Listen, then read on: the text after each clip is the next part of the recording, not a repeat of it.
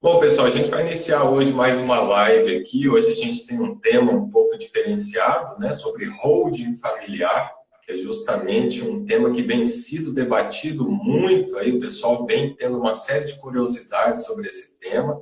Doutor Eric, que é um grande parceiro aí da gente, que já atua há um bom tempo sobre esse assunto, já fez aí dezenas de holdings e está acostumado com a matéria.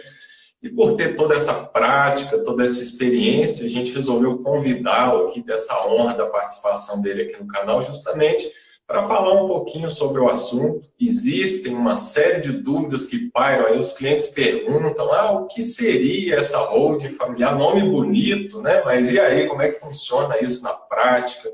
Para que serve? Qual é a vantagem? Uma série de coisas que sempre surgem. Eu acho que essa live é uma oportunidade de esclarecer para todo mundo como funciona, quando vale a pena, né? E, basicamente, assim, antes de se conceituar propriamente a holding familiar, a gente está tratando de uma pessoa jurídica que vai ser criada para redução de tributo, para melhoria de patrimônio, para questão de sucessão, de herança. E isso é o que o doutor Érico vai explicar para a gente hoje. E eu começo, né, com a pergunta, né, o que é holding familiar, como é que ela funciona? Explica para a gente um pouquinho. Bom, doutor André, primeiro, obrigado aí por me receber aqui para falar um pouquinho sobre esse tema, trocar uma ideia sobre isso, né? Muitas vezes esse tema de holding familiar vem como um bicho de sete cabeças, né? As pessoas temem a holding familiar ou acham que é muito complexo, e eu acredito muito que as premissas valem ouro, né? Então, estabelecendo as premissas, eu acho que é um bom ponto de partida, né? Bom, antes deixa eu falar um pouquinho da minha trajetória com holdings aí, né? Eu já tenho experiência nesse tipo de assunto há mais de 10 anos, então já vi cenários variados e cenários muito complexos, cenários simples. E eu te diria que o grande segredo da holding é entender as premissas, né? Qual a premissa básica de uma holding? É você separar dois elementos, risco e patrimônio. Risco e patrimônio não devem caminhar juntos. Eu sempre costumo dizer que a pessoa física não é preparada para gerir patrimônio. Gerir patrimônio é uma função de empresas, né? Então, assim, quando você começa a entender essas premissas, você começa a caminhar de maneira mais simples. Então, respondendo, o que é uma holding familiar, né? Bom, holding familiar é uma ferramenta de planejamento sucessório ou de planejamento patrimonial. Ela pressupõe a criação de uma empresa que vai gerir o patrimônio de uma família ou de uma pessoa. A rigor, é simples assim. Tá, e como é que funciona isso na prática, né? Vamos imaginar aí, o senhor Joãozinho lá, ele tem 2 imóveis e tem alguns filhos e ele quer criar uma holding. Como é que funcionaria isso? Ele vai abrir um CNPJ e o que vai acontecer na prática? Qual o primeiro passo que ele deve adotar? Por que isso é vantajoso? Perfeito, doutor. Então, existe uma mística muito grande também sobre a holding, no sentido de que holding só vale para grandes patrimônios, para grandes fortunas, quando na verdade isso não existe. Em muitos casos, quando a gente tem um patrimônio de valor não tão alto, não precisa ser milionário em muitos casos, o patrimônio para que se cogite a holding, muitas pessoas, né, muitas famílias acabam nem considerando os benefícios que ela pode trazer. E não existe essa regra, tá? Em muitos casos, se paga sim um patrimônio um pouco mais baixo, pensar, cogitar um planejamento patrimonial através do uso da holding, né? E aí, no caso do Joãozinho lá, o senhor Joãozinho, que tem 2 imóveis e tem 2 filhos ali, e ouviu falar sobre a holding familiar, mas pensou que não era para ele, né? Certamente, talvez valha assim a pena para o João, porque como funciona esse processo? A gente primeiro cria uma empresa, que é essa holding, que é uma empresa com funcionamento normal como qualquer outra. Só que o motivo de existir dessa empresa, ou seja, o objeto social dela, é o objeto de gestão de imóveis ou de patrimônio próprio, certo? Então ela funciona para si mesma, ela não gera resultado para a sociedade. E com isso, depois da criação dessa empresa, a gente utiliza a integralização de capital, ou seja, a disponibilização daquele patrimônio que se pretende planejar para formar o capital social dessa empresa, dessa holding. A partir do momento que a gente faz isso, você deixa de ser proprietário na pessoa física daquele patrimônio, onde, diga-se de passagem, você é um para-raio de risco. Você para pensar, basta estar vivo para ter risco, né? Então, você tem risco trabalhista, risco de direito do consumidor, risco direito civil de maneira geral, risco de todas as áreas, né? Então, assim, primeiro a gente cria a empresa, a gente passa esse patrimônio para a empresa. Isso é um procedimento absolutamente lícito que qualquer empresa pode utilizar, e por que não para esse fim também de planejamento. E depois que a propriedade passa a ser da empresa, a pessoa física não tem mais o imóvel A ou o imóvel D, o imóvel B. Ou seja, o doutor João, ele não vai ter a casa de praia e a casa onde ele mora. Ele vai ter as cotas dessa empresa, que agora é detentora desse ativo casa A e casa B. Então, a partir desse momento, começa a história da holding, né? E isso termina quando ele entende que essa estrutura holding, pode ser utilizada para poder até planejar a sua sucessão, né? A gente sempre torce para que esse momento não chegue, mas vai chegar para todo mundo. Essa é a verdade. Então, quando isso acontece, ele pode doar essas cotas, né? Antes desse momento para os filhos, por exemplo, para poder evitar a necessidade do inventário. E aí eu já destaco uma primeira grande vantagem da holding, que é justamente tornar desnecessário o processo de inventário. Isso a gente percebe que realmente é uma grande vantagem, principalmente a minha parte aqui, por exemplo, a experiência no inventário vem de muito tempo, e a gente vê que os custos com o inventário são muito grandes, né? Então, só o fato de não ter que gastar com honorários advocatícios, com todo o trâmite, fora a burocracia e demora do inventário, porque o inventário, em regra, ele é demorado. Tem ali hoje a questão do inventário feito em cartório, que gerou uma praticidade, mas nem sempre se pode generalizar. Se tiver testamento, já não vai para o cartório, se tiver menor, já não vai para o cartório. Então, nem sempre se consegue ali daquele jeito prático, rápido e até com um custo menor. E tem gasto ali que não tem como fugir. A gente fala de imposto. Então, pode ser no cartório, pode ser judicial. Se tiver que incidir esse imposto, aí a gente vê que a pessoa realmente vai sofrer um prejuízo. Agora, o seu comentário, né, falando aí, isso aí dá uma certa blindagem na pessoa, pelo menos algumas coisas que eu ouvi a respeito da holding, é que às vezes gera uma falsa impressão para a pessoa que quer burlar a lei. Então, é importante, eu acho, na minha opinião, destacar isso, porque holding não é feito para dar o golpe no judiciário nem na outra parte. A pessoa às vezes fala assim, eu estou aqui com uma série de dívidas e eu vou transferir todo o meu patrimônio para um CNPJ. Fazendo isso, está tudo certo. E não é bem assim que a gente vê na prática, né? O juiz acaba... Se o objetivo da criação da holding é desviar patrimônio, não. Agora, redução de imposto, planejamento sucessório, pelo menos assim, com a experiência que eu já vi de casos de processos que foram em cima de holding, foram assim. Você acha que é por aí também? Perfeito, André. Na verdade, eu sempre costumo dizer que holding é vacina. Holding é preventiva. Ela não é remédio, né?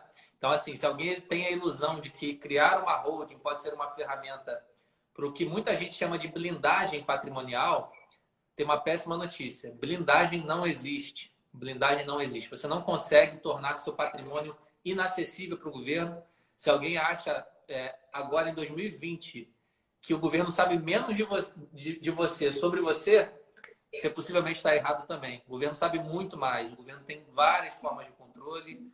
Os cartórios de imóveis, os RGIs, eles têm sistemas informatizados, têm obrigações acessórias com a Receita Federal.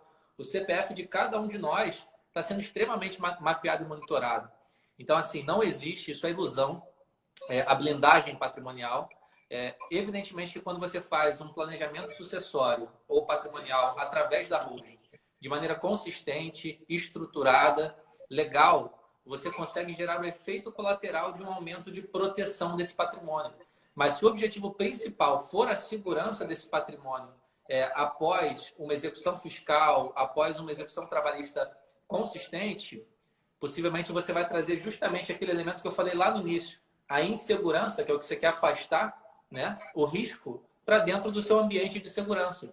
E aí o seu planejamento pode ser considerado nulo, ou seja, nunca teve efeito.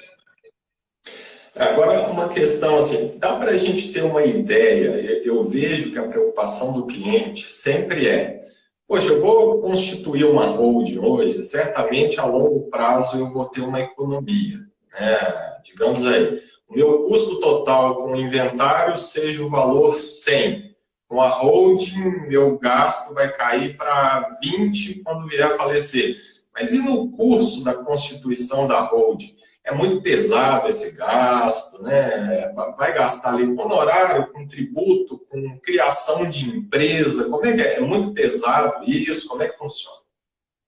Então, na verdade, cada caso é um caso.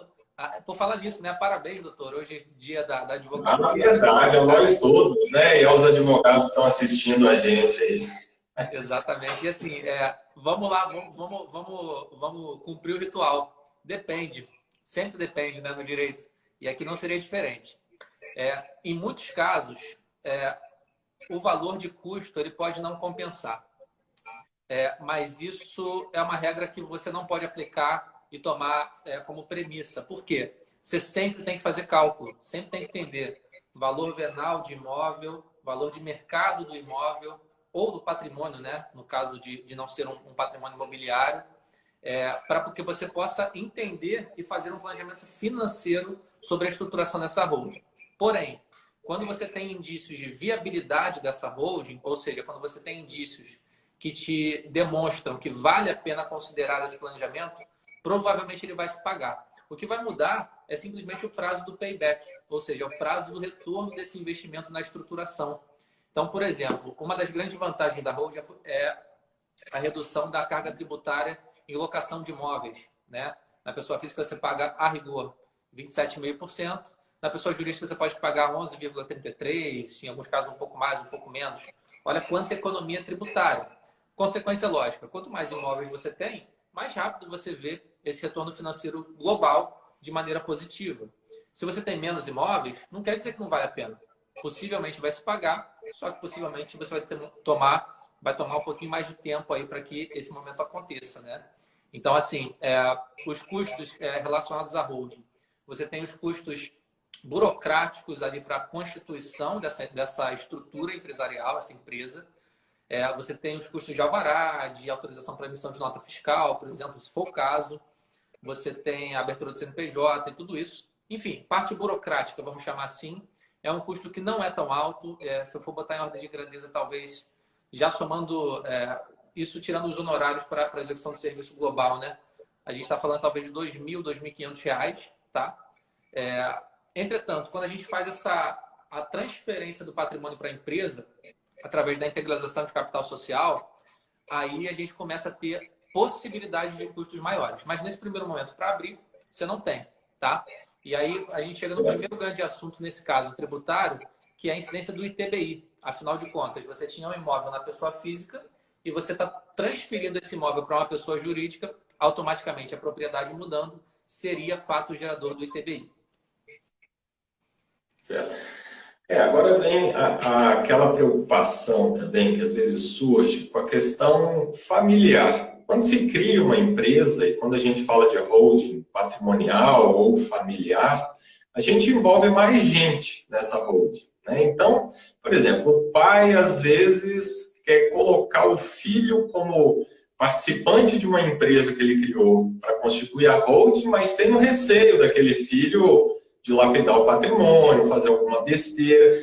E existem algumas cláusulas que asseguram que aquilo não vai acontecer. Como é que funciona isso para o proprietário principal, a pessoa que constituiu a holding, blindar tudo isso, para não ter dor de cabeça e ser uma coisa reversível, né? Daqui 5 anos eu mudei de ideia, não quero mais nada de holding e volta ao que estava antes. Dá para fazer? Dá para fazer, dá para fazer. E eu vou te falar mais, doutor. É muito comum as pessoas terem uma visão muito objetiva, muito prática da holding, sem esquecer, sem lembrar, na verdade, de das maiores vantagens que eu enxergo nesse tipo de estratégia, que é o seguinte: a holding pode ter um caráter pedagógico fantástico. Pedagógico. Como assim pedagógico? Imagina que o doutor João, ele prosperou ainda mais na vida, ele acumulou mais riquezas, mais patrimônio, e agora está num outro patamar, está com 5 milhões de patrimônio, tá? e ele fala, vou pensar, agora eu vou fazer a holding. Só que ele tem medo que o filho dele, que está terminando a faculdade, ele não se interesse pelos negócios, ele não queira ter uma vida, né, nos moldes do que aquele fundador da empresa, ou seja, do Dr. João, imagina que seria saudável. O que o Dr. João pode fazer? Ele pode aplicar o caráter pedagógico da holding nesse caso. Ele, como fundador da empresa, pode estabelecer que um dos filhos dele, os dois filhos, por exemplo, só tenham acesso ao que nós chamamos de parte disponível da herança mediante informação no MBA e tal. Entende? Então, colocar situações onde ele consiga impulsionar os filhos ao crescimento. Olha que legal, né? Então, é um incentivo, né? Entende? E aí, assim, quando um retrato muito comum, André, que eu percebo de clientes que já têm uma idade mais avançada, é aquela preocupação de, como é que vai ser minha família quando eu não estiver mais aqui? Será que vão continuar em paz? Vai haver briga por conta de patrimônio? A holding consegue antecipar tudo isso, André. Isso é fantástico. Isso é fantástico. A holding consegue garantir a paz de uma família. Olha isso. Não deveria ser assim, mas na prática acontece. Fica tudo mais claro, mais estabelecido, né? Hoje em dia a gente tem muita indefinição em questão de brigas que se alastram por anos aí em termos de inventário, né? Então, a pessoa, antes de falecer, quando deixa isso delimitado, me parece que é muito interessante. E um assunto até interessante que você mencionou aí, e que eu acho que tem que ser levado em consideração, é que a holding também não é um mecanismo de desvio patrimonial de herança. Existe a parte que não tem como discutir. Você não pode fazer um adiantamento da parte legítima de um determinado filho para deixar o outro desamparado, porque isso acaba dando dor de cabeça. E o que a gente percebe é que a constituição de uma holding hoje, ela envolve uma multiplicidade de disciplinas do direito. Não adianta fazer a holding, às vezes, com a pessoa que não tem preparo em áreas variadas. Então, ela envolve direito de família, ela envolve direito empresarial, ela envolve direito do trabalho, direito internacional. Então, a equipe mais preparada para isso é o mais interessante. E aí vem até abrangendo um pouco para a pessoa mais afortunada, né, que tem uma condição de vida melhor. A gente consegue, no Brasil, por exemplo, constituir uma holding que envolva patrimônio que está no exterior. Às vezes a pessoa tem empresas no exterior, empresas no Brasil, patrimônio, dinheiro no exterior, investimento em Bitcoin, bolsa de valores, aquela coisa toda. É possível estruturar tudo isso dentro de uma holding? Sim, André, é possível. Por isso que eu costumo fazer esse esclarecimento antes de falar sobre holding. Na verdade, um lembrete, né? A holding é só uma das ferramentas de um plano muito maior, que é o planejamento patrimonial e ou sucessório, né? Então, a holding ela pode deter participações societárias de empresas existentes no exterior. A holding pode ser uma dessas pernas do planejamento, sendo a outra uma empresa do exterior sem relação direta societária com essa holding, entende? Então, depende demais da subjetividade de cada caso, porque é aquela história. Você tem clientes, né? Você tem pessoas que têm uma exposição muito grande a risco em determinado sentido. Você tem outras que têm uma exposição muito baixa a risco. Você tem outras que têm uma exposição baixa no Brasil, grande lá fora. Então, assim, é um cenário muito variado. Então, assim, dá para você conectar esses dois conceitos, dá para você potencializar o uso da holding no Brasil com estruturas no exterior, mas isso não é regra também. Depende muito da exposição a risco e da estrutura familiar e plano de vida que se pretende ter para os próximos anos. Isso é muito importante. Eu tenho a intenção de um dia sair do Brasil, ou eu tenho a intenção de uma saída parcial, ficar um tempo lá, um tempo aqui. Isso vai moldar totalmente a forma como o planejamento vai ser construído. Legal. E vem aquela dúvida de sempre, de todo cliente que move o judiciário, ele sempre me pergunta quanto tempo vai demorar o meu processo. Aí eu falo, não dá para saber. Depende do juiz, depende de uma série de circunstâncias. E vem aquela pergunta também, quanto tempo leva para constituir uma holding? É óbvio que não dá para a gente colocar do dia tal ao dia tal está tudo pronto. Cada um tem um patrimônio, tem um cenário, tem uma situação, mas em média, aí, na sua opinião, uma holding numa situação tradicional, quanto tempo levaria para ser constituída? Doutor, eu vou responder só para fugir do depende, tá? Mas a rigor sempre vai depender. Mas vamos estabelecer aí um prazo razoável de um cenário médio de 4 a 6 meses entre planejamento e a execução no todo, porque isso tem reflexos imobiliários na RGI, isso tem reflexos na junta comercial respectiva, né? Então, num cenário médio padrão, de 4 a 6 meses a gente consegue planejar e executar. E uma grande observação, é metodologia chinesa, metodologia oriental, digamos, né? Muito mais tempo de planejamento e menos tempo de execução. Nunca ao contrário. É muito comum se colocar os pés pelas mãos, o empresário que ouve, mas fulano abriu uma empresa para jogar o patrimônio para lá e acha que isso é a holding, né? A rigor mas não é o planejamento sucessório patrimonial, entende? Então, muito planejamento para ter menos execução e execução eficiente e um cenário médio de 4 a 6 meses para a conclusão. Certo. E é importante a gente ver, assim, principalmente nesse seu comentário, que é uma relação até mesmo, principalmente, em primeiro lugar, não meramente jurídica, mas de entendimento familiar. O que eu vejo nas reuniões iniciais com advogados, vamos tratar de holding, vamos sentar com sua família primeiro. Qual que é o seu objetivo? Qual que é o seu planejamento? Você quer transformar sua holding num incentivo para o seu filho estudar mais? Você quer simplesmente jogar tudo para o seu filho ou os seus filhos administrarem, você ter apenas o usufruto do imóvel? Então, tem uma série de modalidades que a gente vê a importância realmente daquela reunião, daquela conversa inicial entre os familiares. Já não trata só de situação financeira e econômica, e sim de um bom entendimento e uma boa constituição. E o doutor André Lucena, que está participando aí, até comentou, né, a holding, faz sentido que a holding seja criado também para a pessoa que tem uma pequena empresa, um pequeno patrimônio, e é o que a gente vem discutindo já no início da nossa conversa, que a holding não é feita só para grandes empresários ou pessoas com um elevado patrimônio. Hoje, o que eu percebo assim, nas práticas que a gente vê de holding não vale a pena ter patrimônio num CPF, seja ele de porte médio, grande. Claro que às vezes você tendo um patrimônio mínimo, hoje eu não tenho absolutamente nada, eu tenho um veículo. Talvez não valha a pena todo o trâmite de criação de uma holding. Mas vale também para essas pessoas. Eu tenho poucos imóveis, eu tenho uma empresa pequena, e esse cenário tem se mostrado vantajoso de uma forma muito mais ampla. Com certeza, doutor André. E eu ressalto ainda um efeito colateral que a gente deve esperar aí nos próximos tempos, que é o seguinte: o Brasil, historicamente, ele tributa de maneira muito benéfica para o contribuinte a herança ou as doações. O imposto que nós temos na realidade brasileira que cobre a tributação sobre heranças e doações é o que nós chamamos do ITCMD. O ITCMD, que é o imposto de transferência ou causa-mortes, né? Doação ou causa-morte, ele tem uma alíquota hoje de no máximo 8%. Isso é definido por cada estado, tá?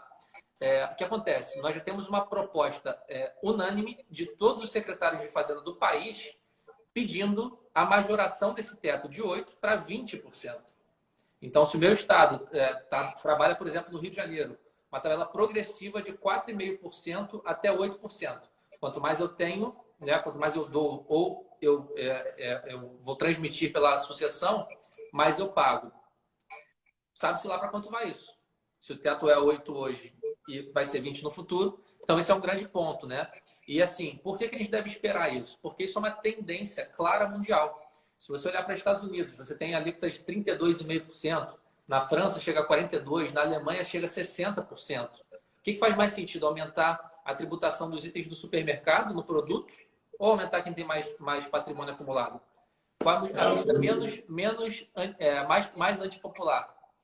É claro. Sempre vão para as maiores fortunas. Então, isso assim, embora o Brasil ainda não tenha estabelecido a tributação sobre ganhos de fortunas, a gente já está tendo claras manifestações de que isso vai mudar. E aí você olha lá para fora e você vê esse cenário. Então, assim, trazendo para essa conversa de hoje, o que isso significa? Que as pessoas que têm a possibilidade de antecipar o fato gerador desse imposto, o ITCMD, porque, lembrem, ou ele vai incidir sobre doação, ou ele vai incidir sobre o falecimento, sobre a sucessão. Então, se você doa o patrimônio hoje, ou seja, você pega as cotas daquela empresa, aquelas ações da empresa e doa para os sucessores, você antecipou essa incidência do imposto. Paga hoje? Paga. Mas paga 5, não paga 20, não paga 40. Sabe-se lá quanto vai ser no futuro, né? Com certeza. A longo prazo, não há dúvidas de que a diferença é substancial e contando com o cenário atual. Se for levar em consideração possíveis e muito prováveis mudanças, aí realmente é estratosférica a diferença, né? Acho que vale realmente muito a pena. Exatamente. Então, Mas é isso. só respondendo o Lucena, doutor Lucena aqui, se faz sentido criar a holding para quem não tem grandes empresas. O doutor chegou a comentar, e só reforçando, Luciana, faz sim sentido, porém depende. Pode ser que não faça. Não existe fórmula de bolo, não existe fórmula pronta, mas o que existe, não era para existir, é a lógica de que isso é só para grandes fortunas. Isso não é verdade. Isso não é verdade. Bom, então é isso. Eu te agradeço a participação. Tem algum comentário complementar que acha importante? Ou para mim está bem esclarecido aí, deu para mostrar de uma forma mais clara como funciona, em linhas gerais, a holding familiar. Tem alguma observação complementar ou era isso mesmo?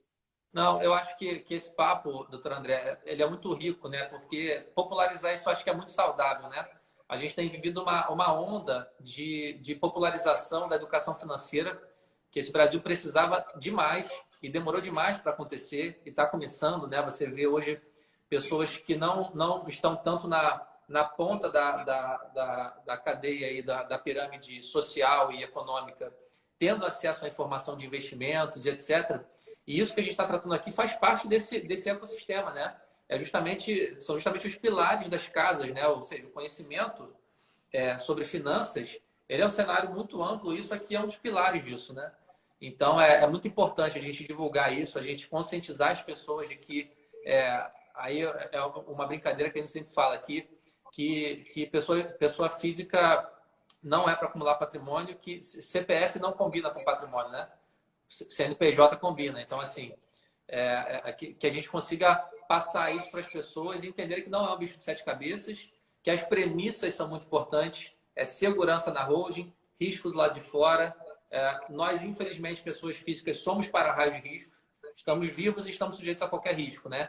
Então, vamos tratar bem desse patrimônio, ser responsáveis aí, não só conosco mesmos no futuro, mas também com as nossas famílias, né? Então, isso tudo aí é o contexto do que a gente está conversando. É verdade. A gente tem realmente visto uma evolução muito grande do país nos mais variados assuntos, né? É só comparar o básico, né? Bolsa de valores comparado com poupança. O brasileiro sempre aplicou dinheiro na poupança. O americano já vem investindo em bolsa de valores há muito tempo. Por aquele receio, às vezes, não quero dizer taxativamente que bolsa de valores é melhor do que poupança, cada um vai ter sua opinião, claro, mas a gente vê esse interesse na evolução, tanto pelo patrimônio, quanto pela aplicação financeira, que vem crescendo no Brasil, e para a gente que está operando ali o direito, é sempre um prazer trazer mais esclarecimentos. A gente vai deixar esse vídeo salvo aqui no nosso Instagram, e quem tiver alguma dúvida complementar, pode deixar aí nos comentários, que a gente vai tentando ajudar aí da melhor forma possível. Quero agradecer muito a participação de quem assistiu a gente aí nessa live, te agradecer, doutor Érico, no dia do advogado veio aqui tirar um tempinho para a gente, trouxe esclarecimentos riquíssimos e com certeza vai ajudar muita gente que estava buscando um entendimento melhor sobre esse assunto. Obrigado, doutor André, obrigado a todos que acompanharam aqui a gente e estou sempre às ordens aqui. Quando precisar, é só chamar que a gente volta a bater papos aqui sobre assuntos do direito. Isso aí, obrigado, um abraço a todos. Um abraço.